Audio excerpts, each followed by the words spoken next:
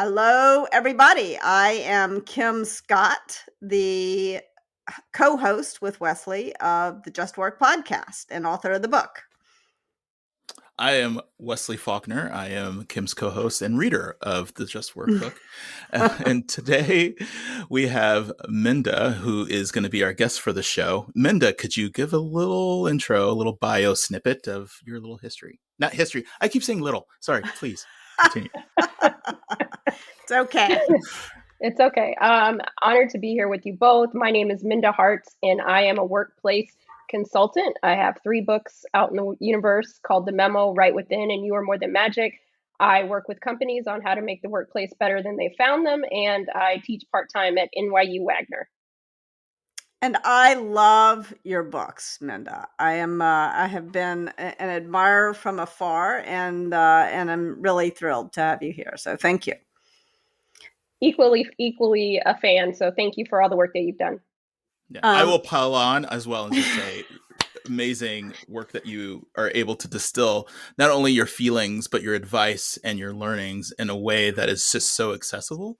Not just from the language and the people and the demographics you're trying to reach, but just a wider audience. So it's I'm speaking specifically about Right Within and how anyone who is in the workplace should also make sure they pick it up just to get a glimpse of some of your experience and just the experience of women, Black women, especially in the workplace. And so I'm sorry, I just had to say that really quickly.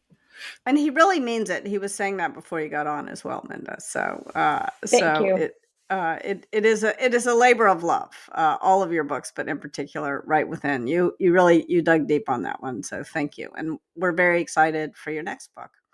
No pressure, no pressure writing it. None. All right. So what I'd love to do next is just read a few paragraphs from Just Work. Wesley and I have been sort of reading about what I describe as the taxonomy of bad behaviors in the workplace: bias, prejudice, bullying, discrimination, harassment, and physical violations. And we've sort of taken each one in turn for the last few episodes. So this is kind of a summary, a bit of a summary paragraph. In summary, an I statement invites the person to consider your perspective and is a good response to bias. An it statement establishes a clear boundary beyond which the other person should not go and is a good response to prejudice. With a you statement, you are pushing the other person away, so it's often an effective response to bullying. Do you want to charge into your next meeting and start flinging around I, it, or you statements? Probably not. In an ideal world, leaders would start the ball rolling, but this world is far from ideal. In the following chapters, I'll describe what each of us can do, no matter what our role is, to disrupt bias, prejudice, and bullying. As this kind of disruption becomes part of the culture, it will get easier to speak up in a way that improves our relationships and our results. I hope that this framework will make it easier to disentangle bias, prejudice, and bullying, and to think about how you might choose to respond differently to each. The next 4 chapters will go into detail about the different things you can do to apply this framework, depending on what role you play and how much power you have in a situation. All right, lay it on me. Well, first of all, I love the book. I love all your books, but I just want to say that using the I statements, it's really helped me because it roots things in my fact, right? What is my experience? And it's not, I often say when people are talking about a situation that they're experiencing, not to make it broad, not to make it general, how do you bring yourself into it? So if, for example, I'm experiencing a manager who seems to be experiencing racialized aggression toward me, it's not going to solve the problem if I skirt around the issue. But if I say, you know what, Jim, I noticed that when I speak to you about certain things, you respond in this way instead of making this broad stroke. So I love this. It allows me to have the power, take it back when I feel that I've lost it.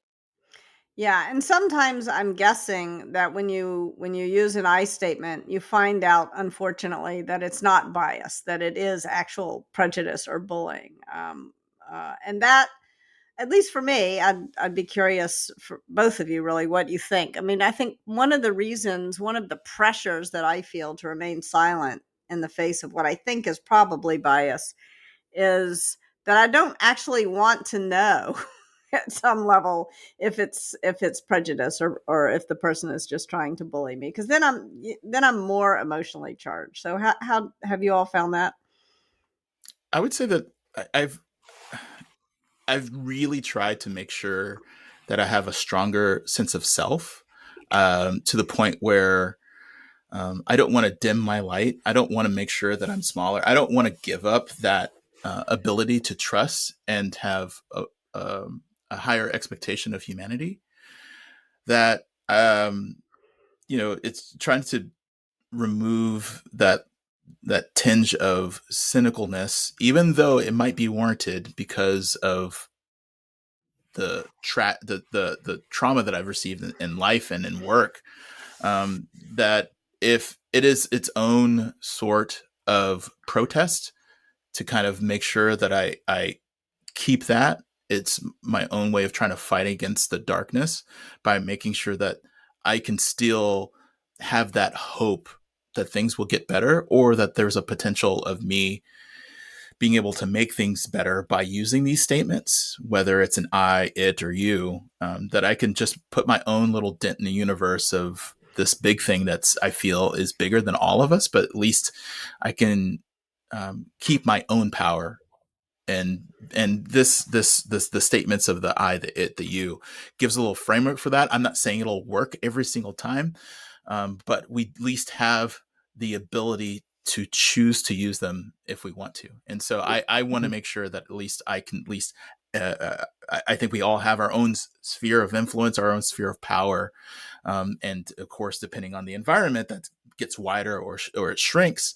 And I think these statements are at least in that sphere of influence and that sphere of power that I can choose to use, and not let someone else kind of like use their weight to kind of crush that out of me. I love what you said about wanting not only to dim your own light, but also to retain your optimism about other people. Because I think it is so easy to just sort of get cynical, and that doesn't help us solve the problem. Yeah. I mean, I try to. I mean, cynical when when it feels like all your power is taken away, and it's easy to fall into that trap of saying, uh, these people won't let me do this. They're going to fire me anyway, or they're going to write me up, or they're going to be lying about me in some sort of closed door meeting that I have no visibility in.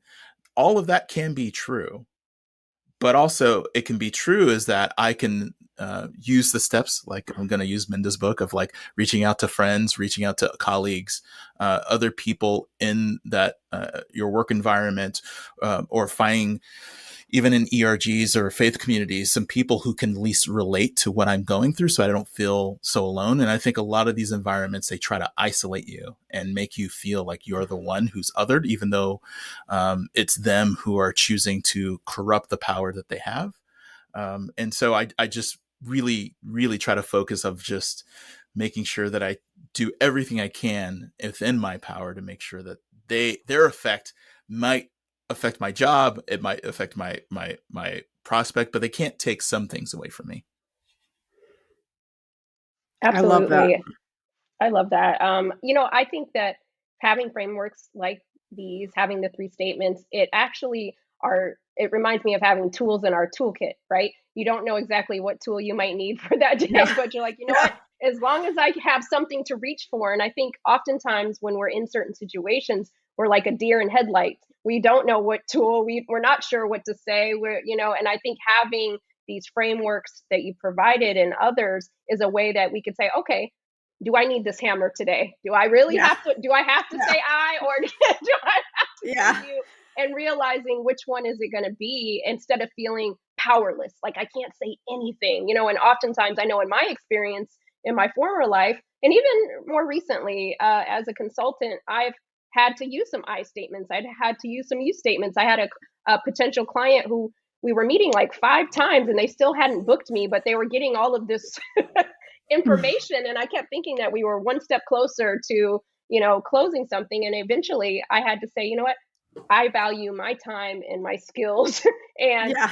I can no longer book any more of these meetings until we have a firm understanding that we will be moving forward together, right? I don't think they were trying to do it intentionally, but I had to take the power back to say, here's what I'm going to participate in going forward. And essentially, I think all of this is boundaries, right? We're helping establish boundaries of how we want to be engaged. And that's the only part of this workplace scenario that we can control. Yes, absolutely. Absolutely. So, Minda, in your books, you have a bunch of incredible stories. Do you want to share one, and we can talk about whether it was bias, prejudice, bullying, or something else?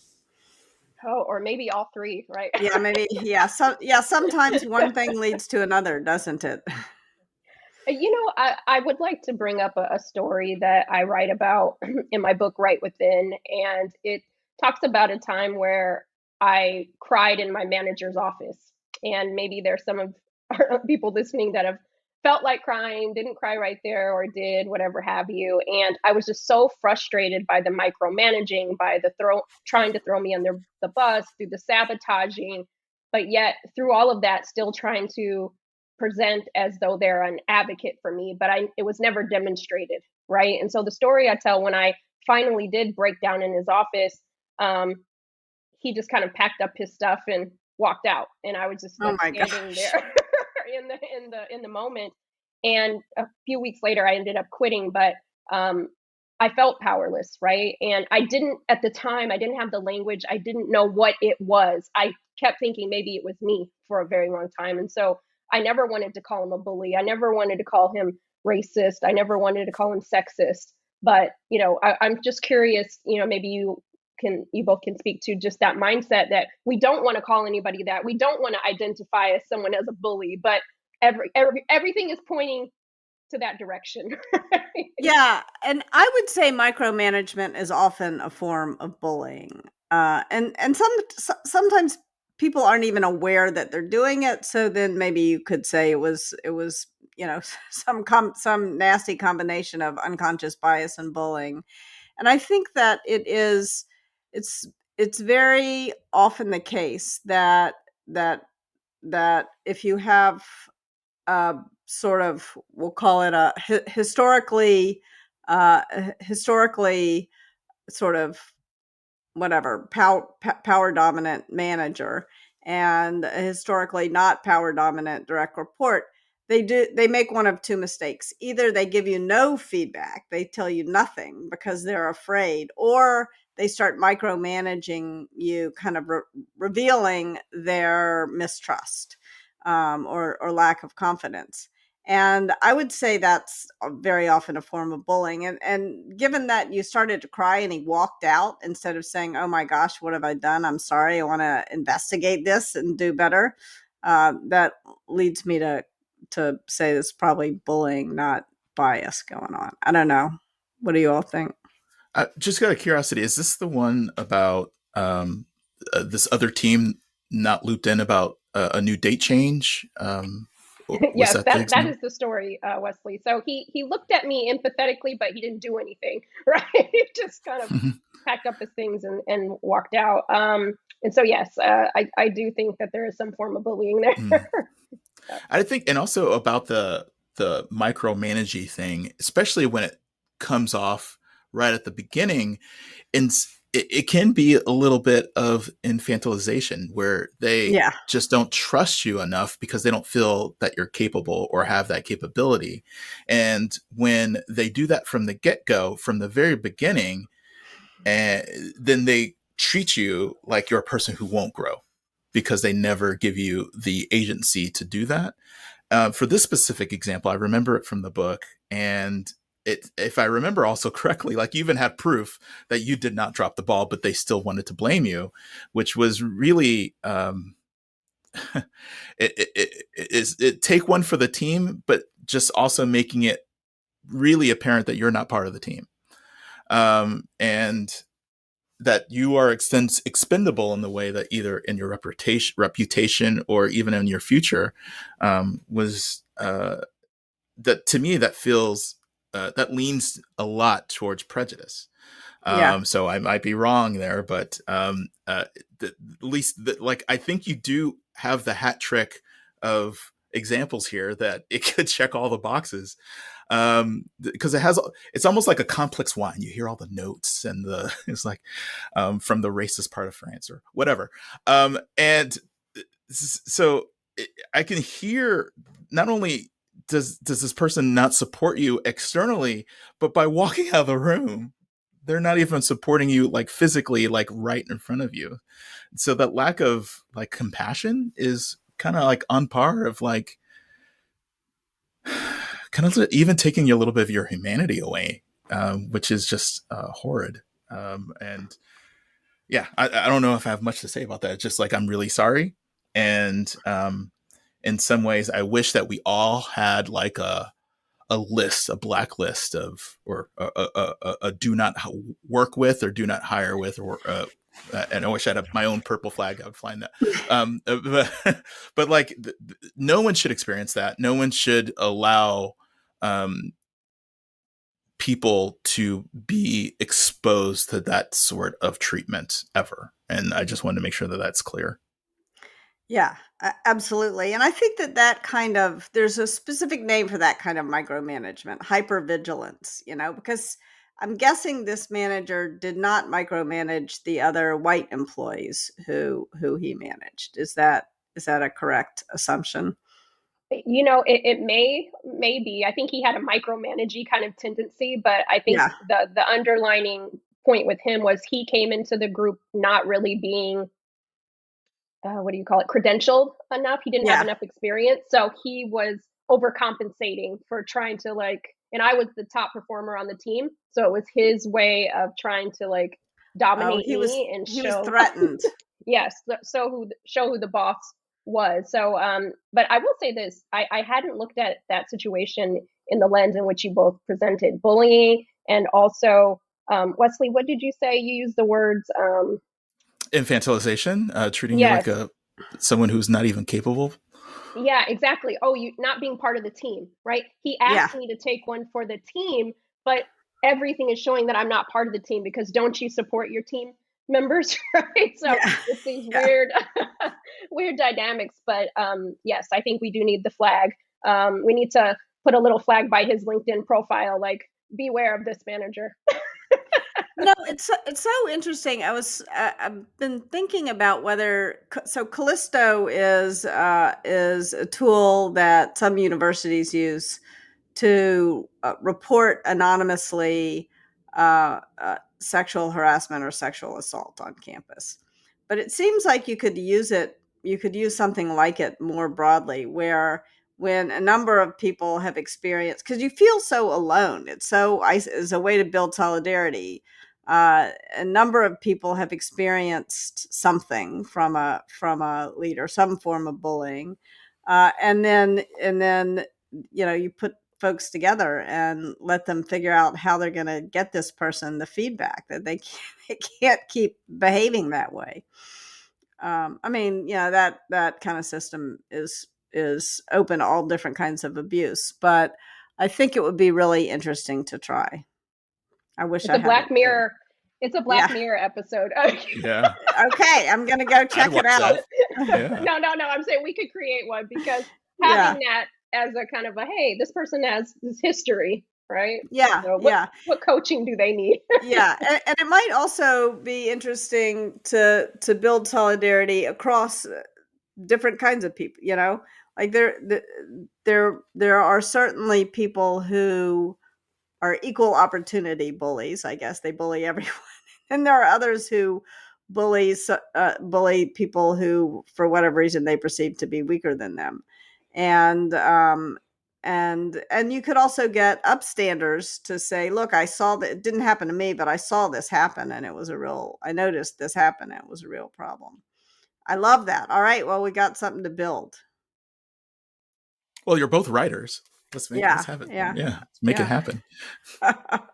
It's a technology tool, though. It's got to be. Yes. I'm Well, going to say that. go Go, ahead. Kim. I was going to say I'll talk to the Callisto folks. What were you going to say? I was going to say, do you remember that blog post that I wrote for, I think the Radical Candor blog about my Hmm. experience with the bully? Yes. Yes. And this kind of reminded me of the power dynamic where it is the bully gets turned up to 11 when you're talking about marginalized communities, Yes. because they have that sense of who's going to listen to this other person, or are they going to Hmm. believe you or me? Where I think even if you are dealing with a bully, I think it's a bully that has on steroids, that just Yeah. really are amped up because they are that really feed their power hungerness. And especially in your situation, Minda, like, could that person have done that with anyone else? Just walk out of the room, regardless of the ask of taking one for the quote unquote team. Could they have just left you there because they just like, I don't want to have to deal with this? But if it was, I don't know, even an intern, if it was a person that was part of the majority group, could they have done that? Even though the power dynamic is so much more, there's a huge delta between those two. I'm not sure. What is your opinion? Do you think that you being a Black woman in this place made that bully, even if it was someone with a lower standing but part of the majority group, do you think that they would have been treated the same? I try to stay in the light like you, Wesley, and not like take my mind there. But I have to, based off of the experience and the history that I had with him, I think had I been a white woman with blonde hair, and my experience would have been different inside of that office. I Yeah. do believe that to be true. And being a white woman with blonde hair, I will say, I also think that is true. I mean, it is. And I have to be, I would be remiss not to, and I'm curious about your all's response, but not to talk about white women's tears here, because I have to be very careful. Sometimes I'll get emotional, and then all the attention comes to me, and it's like I'm a little ambivalent about the term white woman's tears, because because I'm prone to tears and I'm a white woman, and at the same time I'm grateful that the phrase exists, because then I can be more aware of, even if I do start to cry, not to allow all the attention to come to me. And maybe I'll get grow up a little bit and cry less often. So yeah, I think you're exactly right, Minda. I don't know. How do you You know, feel about the phrase? so I think that I'll be 100%, 1,000% candid. I think that anyone should be able to cry when they need to, right? I think white women are humans and they have emotions. They should be able to cry, right? I think the problem that I think historically is when tears are weaponized, right? Yes. When tears are harmful. I think that's the rub, right? So for me, like, we could do a good cry together, Kim, and it's all good. But the moment that someone is weaponizing their tears, like Yeah. for example, if my manager had been a white woman with blonde hair, I'm expressing myself in this meeting, and they start crying, and then Yeah. like it takes the conversation off me and now makes it about them. Hey, I'm just trying to be my best, I'm just trying. Then we're Yes. weaponizing tears, right? So it's a different type of situation. So under those circumstances, I think are harmful in bullying and prejudice and Yeah. all the different things. But I do think that you know uh, you crying and having emotion is normal and natural. Yeah. Yeah, I mean, I don't think I've ever intentionally I mean, I can't cry unless I mean, I can't stop crying, and I can't cry on command either. I'm not that. So I don't think I've ever weaponized my tears, but it has happened that there's a situation and I get upset, and now everybody's focused on me, and I think being aware that that can happen. So even though I haven't been intentionally weaponizing my tears, I've unintentionally made myself the center of attention, and I think it's important to be aware of that can happen too. I just wanted to make sure that, though, that to point out, just like what Minda is saying, that you should be able to cry when you need to, Yes, thank that you. the I appreciate that. the I guess the shorthand for white women's tears is usually when it's weaponized. But when it's not, and the attention kind of shifts, realize that that is not necessarily only an individual like burden. it is a systematic, Yeah. like cultural thing that is like wrapped around all of this. Yeah. And so Yeah. it's because we are all in this cultural soup that we are taught of who is to be saved and who is the victim and who needs to be rescued, and who should come to their rescue. I think Yeah. that also, in terms of the patriarchy, plays into the who is allowed to be victimized and who is allowed to be the perpetrator in a scenario that kind of is just predefined because of that kind of Yeah. roles that we're taught is need to be played out. So it is one, like, I hear that you're taking on that visibility of what, like, the reaction and how people around you can react, which is great and noble. But for those, I mean, depending on their level of attention and how they're compromised, they may not know that, but they also should realize that it's not all on them, but it is part of the society and the kind of the structure and how people react, because they may not be aware of that, like, Yeah. programming that we're taking in. Yeah. Well, and it cuts, but I mean, it's not only noble, it's also enlightened self-interest, because I never want to be cast in the role of damsel in distress, uh, and so it's something I try to avoid, not only for others, but also for myself. Okay, So make a note for the Black Mirror episode that yeah, not okay. damsel. Okay, yeah. Kim is being selfish, again. So I think I would love to hear, Minda, a little bit, if you can talk about it, about the new book, and let folks know also not only what to expect, but how to pre-order, because pre-orders are really important for new books. Well, you know that to be true, author Piper. Yes. I thank you for asking. I actually just started writing the book, so there is no pre-order link yet.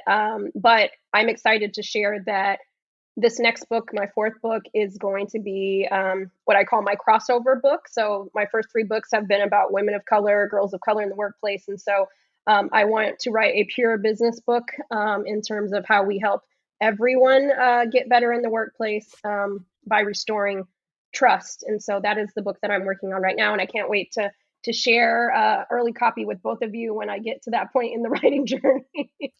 Amazing. I love it. Yes, because trust is something that we sorely need restored in the workplace and in general in the country and in Yes, the world. in the world.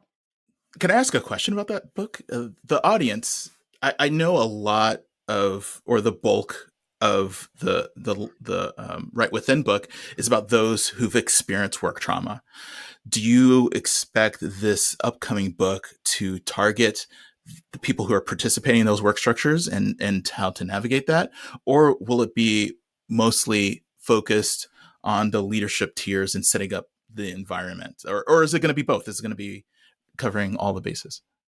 My goal is to write for both sides of the table. If you are an employee who doesn't trust anybody you work with, how do you restore that? What do you need to say? What do you need to do? And if you are a leader who has not been good at being trustworthy or is inherited a situation that is, very broken, how do you leverage and rebuild? Because I don't think that we can have an equitable work environment without trust.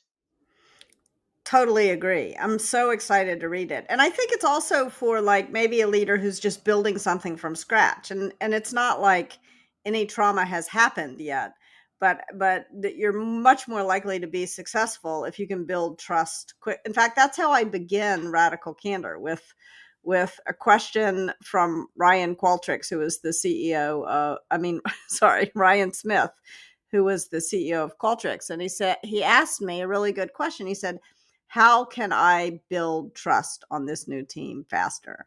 And I thought that was like a great way to begin a coaching relationship. 100% trust. We all should be trying to restore it, because whether you're a white male or a trans woman, everybody's feeling like they can't trust what anybody's done or said. So, Yeah.